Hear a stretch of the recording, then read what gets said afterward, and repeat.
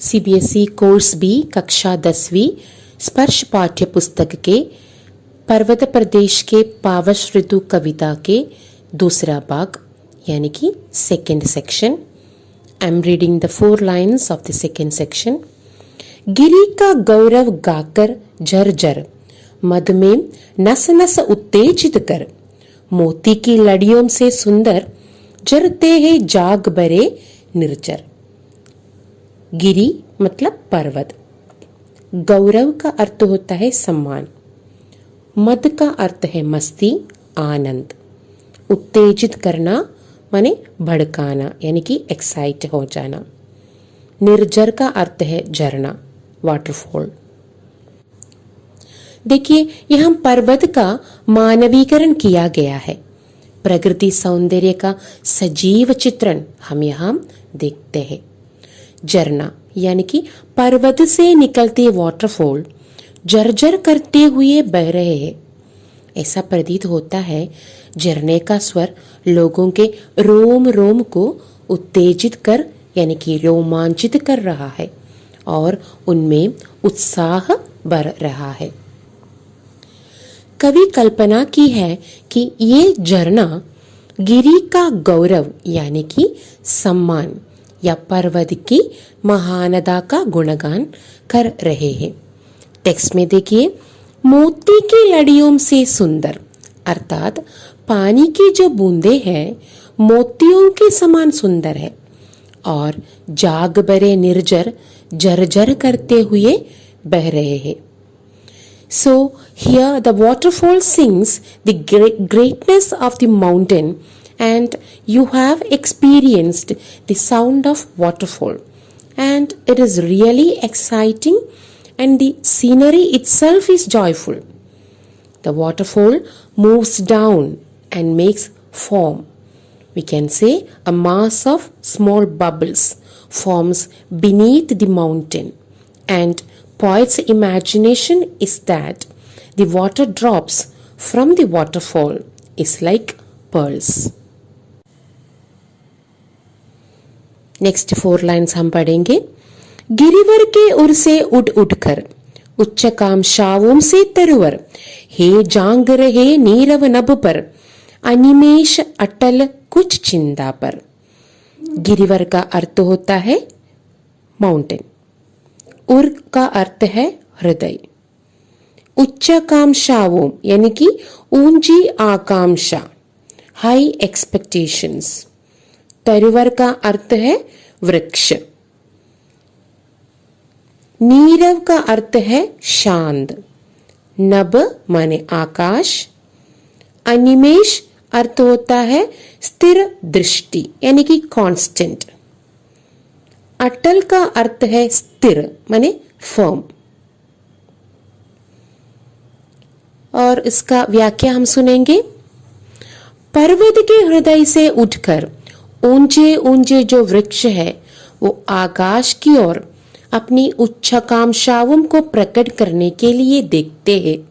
मानो ये वृक्ष ऐसे प्रतीत होते हैं मानो ये पर्वतराज के हृदय में उड़ने वाली महत्वाकांक्षाएं हो। वृक्ष एकटक शांत आकाश की ओर देखते हुए लगता है कि ये चिंतित होकर अपने स्थान पर खड़े हैं। The trees on the mountains looks up in the sky. Poet says that these trees resembles the high expectations of the mountain and the trees stands still thinking and they are constant. Now we can read the alankar.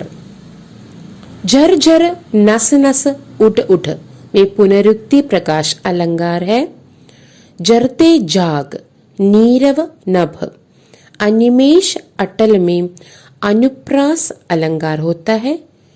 मोतियों की लड़ियों से सुंदर उच्चाकांक्षाओं से तरुवर में उपमा अलंकार है। CBSE course B कक्षा 10वीं स्पर्श पाठ्य पुस्तक के पर्वत प्रदेश पावस ऋतु कविता के तीसरा भाग यानी कि third section, first 4 lines of the third section. उड़ गया अचानक लो बूदर, फड़का अबार पारद के पर, रवशेष रह गए हैं निर्जर, हे टूट पड़ा भू पर अंबर। इसका अर्थ लिखिए। बूदर का अर्थ है पर्वत, पारद माने बादल, पर का अर्थ होता है विंग, WING, रवशेष मतलब केवल शोर यानी कि केवल साउंड ही बाकी रह जाना। निर्जर का अर्थ होता है झरना। अंबर माने आकाश, भू का अर्थ है धरती। कवि कहते हैं कि देखो अचानक ये क्या हो गया, वह पहाड़ जो अभी तक दिखाई दे रहा था वह न जाने कहाँ चला गया। वह पर्वत बादलों के अनेक पर फड़फड़ाने के कारण न जाने कहाँ छिप गया।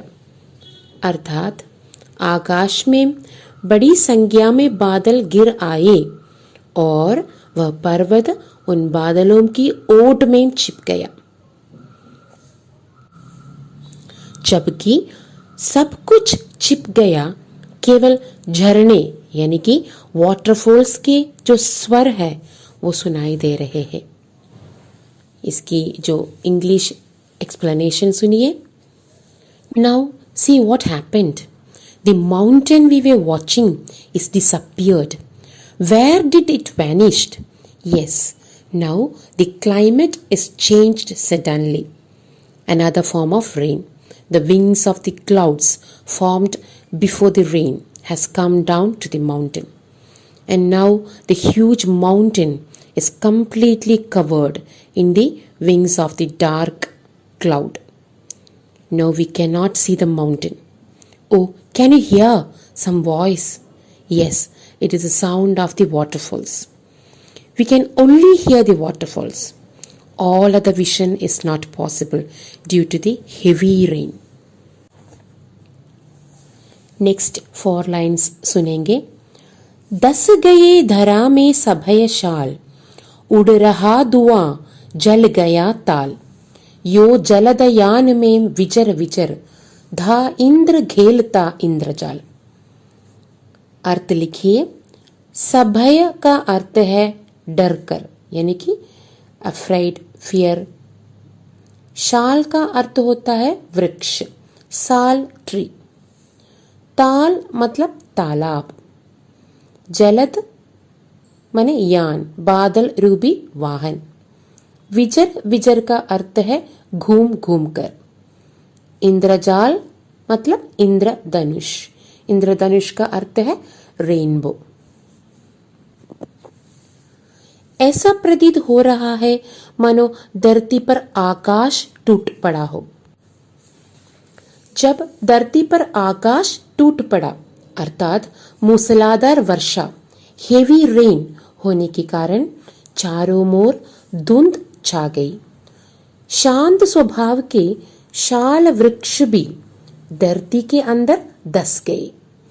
उस धुंधमय वातावरण देखकर ऐसा प्रतीत हो रहा है मानो यह धुआं ना होकर तालाब के जलने से उड़ने वाला धुआं है।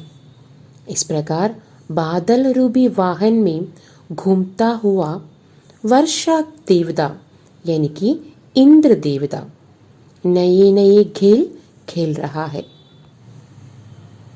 देखिए, इंद्र तो स्वर्ग का राजा माना जाता है और भारत कृषि प्रधान देश है ना। कृषि के लिए भारत में बारिश की आवश्यकता भी है, इसीलिए हमारे यहाँ कृषि शुरू करने के पहले बारिश का जो देवता है यानी कि इंद्रदेव है उनसे प्रार्थना किया करता है। तो हम कविता में इंद्रदेव के इंद्रजाल के बारे में कहा है। तो इंद्रजाल क्या है? इंद्रजाल ये होता है कि वर्षा ऋतु में बदलते प्राकृतिक दृश्यों को इंद्रजाल कहा है। तो अंग्रेजी में इसका अर्थ है rainbow. Children, in these lines, poet says that suddenly when the sky fell upon, means when the heavy rain fell upon, the quiet and calm natured sal tree was frightened and it disappeared in the land. It seems that even the pond itself is burning, and we also feel that pond is creating the smog. Poet says during this time Lord Indra is playing Indraja. We can see that the climate changes in each section.